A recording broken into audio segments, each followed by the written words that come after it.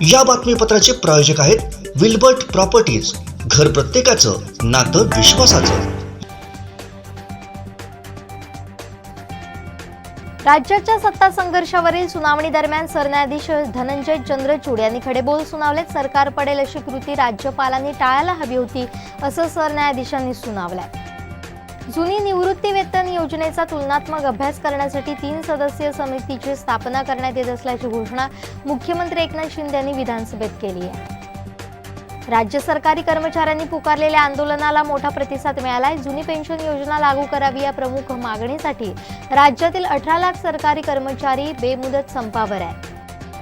मला बहिणी समान असणाऱ्या शीतल म्हात्रे या कार्यक्रमादरम्यान काही सांगत असतानाच्या व्हिडिओमध्ये चुकीचं गाणं घालून महिलांचा अपमान करण्याच्या विकृत मानसिकतेमधून हा व्हिडिओ सोशल मीडियाच्या माध्यमातून प्रसारित केला गेलाय असं म्हणत प्रकाश सुर्वे यांनी देखील व्हायरल व्हिडिओ मॉर्फ केल्याचा दावा केलाय।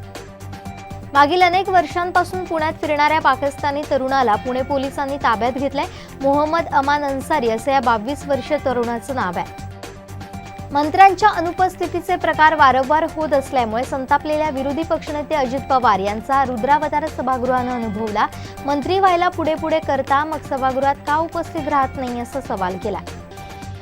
विद्यार्थ्यांना शिक्षण घेतल्यावर पदवी मिळत असली तरी सर्वांना काही नोकऱ्या मिळणार नाहीत असं अजब वक्तव्य अब्दुल सत्तार यांनी केलंय। माजी पर्यावरण मंत्री आदित्य ठाकरे हे यंग ग्लोबल लीडर्स ठरलेत। द वर्ल्ड इकॉनॉमिक फोरमनं जाहीर केलेल्या यादीत आदित्य ठाकरे यांचा समावेश करण्यात आलाय। H3N2 विषाणूचा धोका वेगानं वाढताना दिसतोय, त्यामुळे आता आरोग्य यंत्रणा अलर्ट मोडवर आली आहे। आरोग्य मंत्र्यांनी नागरिकांना ताप अंगावर न काढण्याच्या सूचना दिल्या। महाराष्ट्र एकीकरण समितीच्या बैठकीत वादंग निर्माण होऊन एकमेकांवर धावून जाण्याचा प्रकार घडलाय। अधिकृत उमेदवार म्हणून आपली निवड झालेली असताना शुभम शेळके यांनी दुसऱ्या उमेदवाराचा प्रचार केला असा आरोप शिवानी पाटील यांनी केला। तुमच्या काळात मंत्रिमंडळात एकनाथ शिंदे होते, त्यावेळी त्यांना ही सूचना मांडली होती, पण तुम्ही ती मान्य केली नाहीत। मी बघा मुख्यमंत्र्यांनी सांगितलं की पटकन ऐकतो या देवेंद्र फडणवीसांच्या वाक्यांवर एकनाथ शिंदेंना देखील हसणं आवरलं नाही।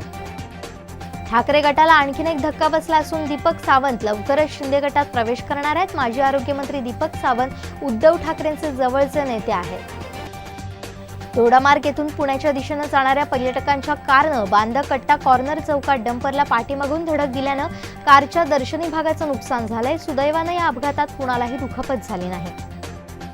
जुना भाजी मार्केट इथं असलेल्या स्वच्छतागृहाच्या तोडकामाला सुरुवात करण्यात आल्यानं गैरसोय होते, त्यामुळे ठाकरे गटाच्या नगरसेवकांनी धडक देत पर्यायी व्यवस्था करण्याच्या सूचना दिल्या। भाजपच्या प्रदेश चिटणीस माजी आमदार प्रमोद जठार यांनी रत्नागिरी जिल्हा संगमेश्वर इथं राज्य सरकारी संघटनेच्या पदाधिकाऱ्यांच्या उपोषण ठिकाणी भेट दिली।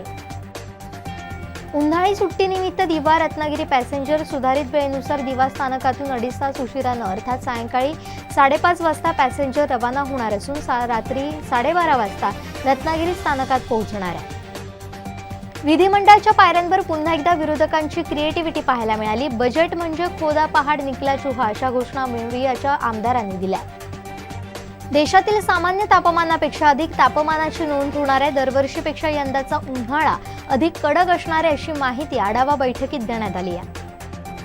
उद्धव ठाकरे आणि त्यांच्या कुटुंबियांनी प्रचंड बेहिशेबी मालमत्ता जमवली असा आरोप करत त्याविषयी सीबीआय आणि ईडी मार्फत चौकशीचा आदेश देण्याची विनंती करणारी जनहित याचिका मुंबई उच्च न्यायालयानं फेटाळली आहे। माजी मंत्री अनिल परब यांचे निकटवर्तीय सदानंद कदम यांना PMLA कोर्टानं 14 दिवसांची न्यायालयीन कोठडी सुनावली आहे। त्यामुळे अनिल परब यांच्या अडचणी आणखीन वाढण्याची शक्यता आहे। मुका घ्या मुका प्रकरणात शिवसेना कार्यकर्त्यांना अटक का केली जाते? आम्ही मुका घ्यायला सांगितला होता का असा थेट सवाल संजय राऊत यांनी विचारलाय। केंद्रीय पुरातत्व खाते देखील कोल्हापुरात येत अंबाबाईच्या मूर्तीची पाहणी केली। दरम्यान मूर्तीची पाहणी करताना मूर्तीची छेडछाड झाल्याचा आरोप श्री पूजकांच्या वकिलांनी केला। अनिवासी भारतीय असल्याचं सांगून लुटमारीचा खोटा गुन्हा दाखल करणाऱ्या मूळ गोव्यातील तरुणाला अटक करण्यात आली आहे। विशेष म्हणजे तो NRI असल्याचं सांगून पोलिसांवर दबाव आणत होता। पोलिसांकडूनच हजारो रुपये उकळून फरार होत होता। नागपुरात आता H3N2 इन्फ्लुएन्झा व्हायरसमुळे एका 78 वर्षीय रुग्णाचा मृत्यू झाल्याचं उघड झालंय। मुलाखतीतून लॉरेन्सनं सलमान खानला पुन्हा एकदा धमकी दिली आहे। काळवीट शिकार प्रकरणी सलमाननं आमच्या समाजाची माफी मागितली नाही तर त्याला ठोस उत्तर मिळेल असं लॉरेन्स म्हणाला। कोकणातल्या ताज्या घडामोडी आणि लाईव्ह अपडेट्ससाठी फॉलो करा कोकणचं नंबर 1 महा चॅनल कोकण 7 लाईव्हचं फेसबुक पेज.